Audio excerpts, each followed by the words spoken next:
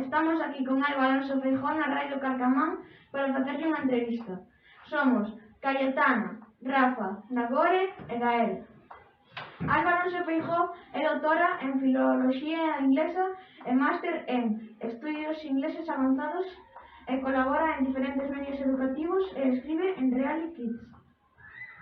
Pois eu encantada de estar aquí, desexando que me fagades preguntas superinteresantes, a ver que tal vai. Que melloras ves desde o teu punto de vista para o uso das redes sociais?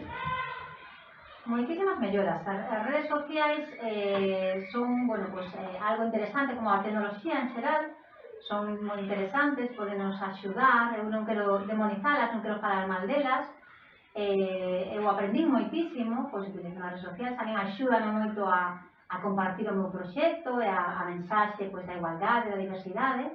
Eu penso que teríamos que aprender a usalas, non só a adolescencia, non só a preadolescencia, non a vosa idade, senón os maiores tamén, as persoas adultas, temos que facer unha crítica de como usamos as redes sociais, se xa nos levantamos e collemos o móvil, estas cousas. Entón, creo que todas as persoas podemos aprender a darlle un mellor uso. Como pararías a hipersexualización? É unha pregunta, Pois mira, poderíanse facer moitas cousas. Eu penso que os medios de comunicación, como en case todo, teñen unha responsabilidade moi importante en non amosar uns únicos modelos de mozas, de mozos, de mulleres, de homes, para que sabamos que eso non é o correcto. Eso non quere decir que as mulleres, sobre todo as mulleres, teñamos que ir ocultando o noso corpo, que haxa algo malo no noso corpo. Temos uns corpos maravillosos, todas as persoas que estamos aquí temos uns corpos maravillosos, saudables, que nos axudan a camiñar aí pola vida, pero non é a única dimensión. O problema que a hipersexualización que parece que é a única dimensión. Entón, non somos moito máis que esa foto do noso corpo, que temos que amostrar todos os nosos talentos tamén. Na nosa clase creemos que hai dos tipos de aspectos que marcan a diferencia entre os homes e as mulleres. As naturais, que son cos que nacemos, e as que a sociedade nos vai creando ou marcando. Ti que opinas disto? Eu opino que os estereotipos, que son esas caixiñas das que eu falo, rosas ou azuis, nas que nos meten, pois mesmo antes de nacer, ás veces xa cando unha persoa está embarazada, non? Pois xa que meten esas caixiñas, son tremendas porque nos limitan as nosas opcións. Eu, por ser nena, non teño que comportarme dun xeito determinado, ni vestir dun xeito determinado, pero si é verdade que, que ao final olemos o dos medios, non? A publicidade, as mensaxes, as pelis, todo eso que vemos, o que lemos, vainos marcando, non? E vainos como contando que temos que ser dun certo xeito porque somos chicas e chicos. Entón perdemos esa autenticidade tan bonita ca que nacemos. Eu valoro moito a diferencia, a diversidade, non? Ás veces digo, esa persoa é moi rara por como viste, como fala. En vez de rara, se lle chamamos, non sei, valiente, ou a esa palabra rara lle damos un sentido positivo. Ese rara é ser guai, non? É ser o raro da clase, o mellor, eres o único valiente que se atreve a levar así o pelo, ou a vestir deste xeito, ou a decir que che gustan, eu que sei, se eres un neno pequeno, por exemplo, que che gustan as bonecas, e xa está, non? Pois hai que ser valente para decir iso. Donde crees que surge a idea de que os homes teñen que ser valentes, libres, fortes, e as mulleres submisas, febles e delicadas? Pois isto xurde do patriarcado, que é un sistema que comenzou xa fai moitos anos, antes de que naceres vos, e nacera eu, e naceran os meus avós case, non?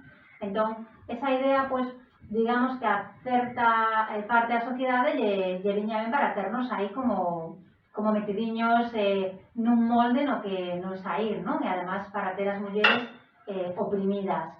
Entón eu penso que hoxe, que xa a sociedade avanzou, non? E temos que seguir avanzando aínda, temos que entender que isto non vai a ningún lado, isto non nos leva a ningún lado. Ás veces confúndese moito, a mí gusta falar do feminismo, porque, sobre todo as vosas ideas, cando falamos de ser feminista, todo o mundo pensa, e moitas persoas maiores pensan tamén que o feminismo é que as mulleres queremos ser mellores que os homens, e que os queremos, non sei, aplastar e atrapar, e non vai diso. O feminismo, o seu tipo de visionario, vai da igualdade. O que queremos ser é un equilibrio entre chicos e chicas, mulleres e homes, as mesmas oportunidades, ninguén quere ser mellor. Logo cada un será mellor según os seus talentos, o que practique, o que faga, pero non de xeito natural. Hai un xen que axuda as mulleres a ser mellores ponendo a lavadora e os homes a ser máis valientes. E ademais, respecto aos chicos, eu penso que hai que traballar moitísimo, porque hai moitos xeitos de ser rapaz. Os ensinan que só hai un, non? O valiente, o forte. Tens como moitísima presión os chicos tamén, por ser os mellores en todo. Hai que quitarse esa presión, que cada un sexa como queira. Se eres un chico tranquilo, está perfecto, maravilloso, non tens que ser o mellor, non che ten que gustar o fútbol. Se te gusta, ben, senón tamén. Que se sedes libres para escoller o que tirades. Estarías máis contenta se os homens participaran máis nestas actividades?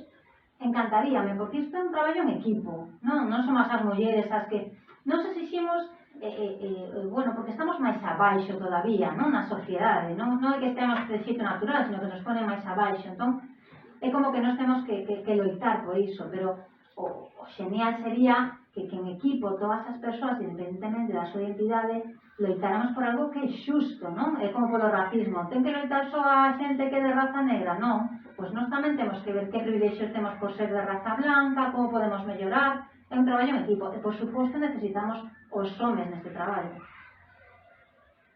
Que poden facer os pais para que os seus fillos non estén hipersexualizados? Pois temos que ter un poquito máis, eu falo como nai tamén, teño unha filla, temos que ter un pouco máis de cuidado co que, sobre todo, creo que co que ollan, non? Os nosos fillos e fillas, que están vendo neses canales de YouTube, non? Que modelos teñen, non? Porque hai modelos e referentes maravillosos, pero non os vemos. Non saen en Instagram, non saen en TikTok, non saen na tele, pero a ver os hailos, non? Como as meigas. Entón, só temos que axudarlle a buscar eses modelos, eses referentes, para que aprendan, para que vexan máis aló desa hipersexualización, non? Que eles, ao final, pois, ti ves determinados programas na televisión, segues a determinados influencers en YouTube e ti pensas que iso é o único e o correcto. E non, entón, nós, como proxenitores, temos que axudarles a buscar eses novos referentes. Como podemos concienciar ao resto de xente de que a transexualidade debe ser aceptada con toda a normalidade? Que consello nos darías? Pois primeiro fai falta un despertar, un coñecemento, non? Se ti non coñeces, ás veces, as fobias, que son os odios, veñen moito polo descoñecemento. Cando ti non sabes de que vai unha cousa, pois dache medo, eso provoca mellor que incluso teñas odio. Entón fai falta ese coñecemento, que é un pouco a razón pola cal eu, unha vez teño ese coñecemento, unha vez sei o que é a transexualidade infantil, eu non nacín sabendo isto, por suposto, e non fai moitos anos que coñezo esta realidade. Unha vez tes ese coñecemento, pois eu quero compartilo para que sexamos máis as persoas, para que isto se vexa como outra realidade, non é nada raro, nada malo, non hai corpos equivocados, xente equivocada, non é outra realidade que existe, temos que coñecela, e unha vez tes a oportunidade, porque unha oportunidade mellor de coñecer a alguna persoa trans, pois únicamente estar aí como se fora calquera outra persoa, porque o de trans é unha etiqueta, que as veces as etiquetas fan falta para que sepamos o que é, pero unha vez sabes, hai que, xa non fai falta etiqueta. Non tes unha amiga trans, tes unha amiga, de punto. Como surdiu en ti a idea de investigar, aprender e concienciar aos demais sobre temas como a sexualidade e as diferencias de xénero? Pois mira, eu creo que sen sabelo sempre fun unha persoa bastante feminista desde pequena, pero non sabía nin que era o feminismo. De feito, probablemente lle tiña con un pouco de asco en mala cara, non? Porque claro, a xente cando falaba das feministas falaba como, esas feministas, entón tamén pensaba que eso era así, eso debe ser algo malo. Según un crecendo, según teño coñecemento, por eso é tan importante a información e o coñecemento, non?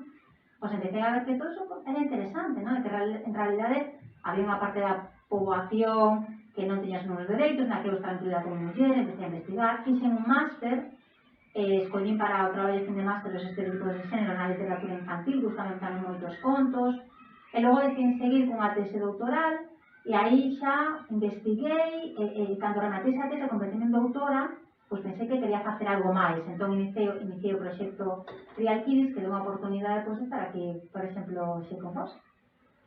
Pois moitísimas grazas por darnos este tempo e a resolvernos estas dúbidas. Esperamos verte moi pronto. Bueno, encantada de estar por aquí, sodes un cole maravilloso e moitas grazas por invitar a participar.